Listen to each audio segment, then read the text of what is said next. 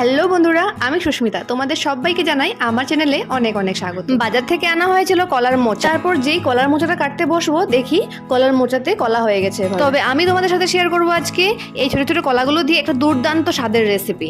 আর আমি তোমাদেরকে কথা দিচ্ছি, যদি তোমরা এই রেসিপিটি একবার বানিয়ে খাও তাহলে কোনোদিনও এরকম কলা থাকা মোচা যদি এসে পড়ে কখনো তোমরা ফেলে দেবে না সেটা। আর একটা কথা বলি, আমরাও যখন এই রেসিপিটি খেতে জানতাম না তখন কিন্তু আমরাও এই কলাগুলো ফেলে দিতাম। তারপর বন্ধুরা আমি হলুদ নুনের জলের মধ্যে কলাগুলো কেটে কেটে রাখছিলাম যাতে কলাগুলো কালো হয়ে না যায়।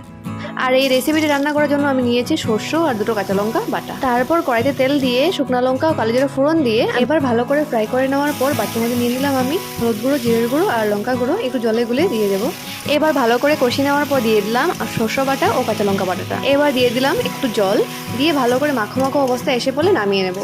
বন্ধুরা তোমাদেরকে বলছি একবার অন্তত ট্রাই করে দেখো রেসিপিটি, তোমার দারুণ লাগবে। তাহলে চলো আজকের মতো টাটা, দেখা হবে নতুন রেসিপি নিয়ে। টাটা।